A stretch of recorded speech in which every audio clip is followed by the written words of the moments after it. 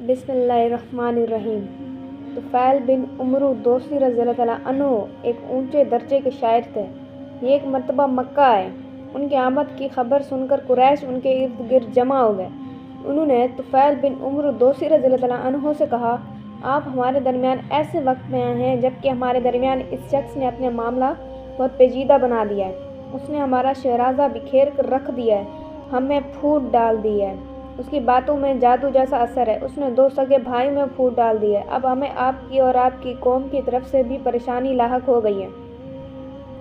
इसलिए अब आप ना तो उसे कोई बात करें और ना उसकी कोई बात सुने। उन्होंने उन पर दबाव डाला कि ये कहने पर मजबूर हो गए, ना मैं मोहम्मद की कोई बात सुनूंगा और ना उनसे कोई बात करूंगा। दूसरे दिन तुफ़ैल बिन उमर दोसी काबा का तवाफ़ करने के लिए गए तो उन्होंने अपने कानों में कपड़ा ठूंस लिया था कि कहीं उनकी कोई बात उनके कानों में न पहुंच जाए। आप सल्लल्लाहु अलैहि वसल्लम उस वक्त काबा में नमाज पढ़ रहे थे। ये आप सल्लल्लाहु अलैहि वसल्लम के करीब ही खड़े हो गए। अल्लाह को ये मंजूर था कि आप सल्लल्लाहु अलैहि वसल्लम का कुछ कलाम उनके कानों में पड़ जाए। चुनांचे उन्होंने एक निहायत पाकीज़ा और ख़ूबसूरत कलाम सुना। वो अपने दिल में कहने लगे, मैं अच्छे और बुरे में तमीज़ कर सकता हूँ, इसलिए इन साहिब की बात सुन लेने में हर्ज ही क्या है। अगर ये अच्छी बात कहते हैं तो मैं कबूल कर लूँगा और बुरी बात हुई तो छोड़ दूँगा। कुछ देर बाद आप सल्लल्लाहु अलैहि वसल्लम नमाज से फारिग होकर अपने घर की तरफ चले तो उन्होंने कहा, ए मोहम्मद, आपकी कौम ने मुझे ऐसा ऐसा कहा है, इसलिए मैं आपकी बातों से बचने के लिए कान में कपड़ा ठूंस लिया था, मगर आप अपनी बात मेरे सामने पेश करें। ये सुनकर आप सल्लल्लाहु अलैहि वसल्लम ने उन पर इस्लाम पेश किया और उनके सामने कुरान करीम की तिलावत फरमाए। कुरान सुनकर तुफ़ैल बिन उमर दोसी रज़ी अल्लाह तआला अन्हु बोल उठे, अल्लाह की कसम, मैंने इससे अच्छा कलाम कभी नहीं सुना। इसके बाद उन्होंने कलमा पढ़ा और मुसलमान हो गए।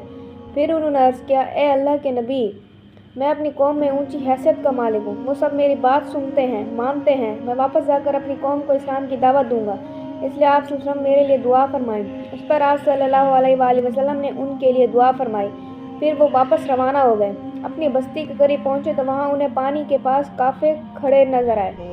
ऐन उस वक्त उनकी दोनों आंखों के दरमियान चिराग के माने एक नूर पैदा हो गया और ऐसा आप सल्लल्लाहु अलैहि वसल्लम की दुआ की वजह से हुआ था।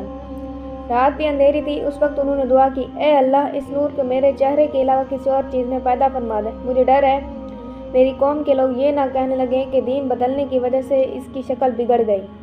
चुनांचे इस वक्त वो नूर उनके चेहरे से उनके कोड़े में आ गया। उनका कोड़ा किसी कुंदील की तरह रोशन हो गया। इस बुनियाद पर हज़रत तुफ़ैल बिन उमर दोसी रज़ी अल्लाह तआला अन्हु को ज़िल नूर कहा जाने लगा, यानी नूर वाले।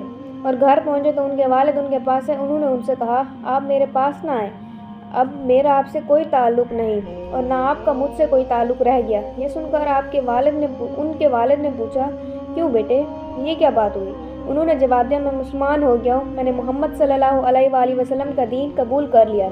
ये सुनते ही उनके वालिद बोल उठे, बेटे, जो तुम्हारा दीन है वही मेरा दीन है। तुफ़ैल बिन उमर दोसी रज़ी अल्लाह तआला अन्हु ने उन्हें गुस्ल करने और पाक कपड़े पहनने के लिए कहा।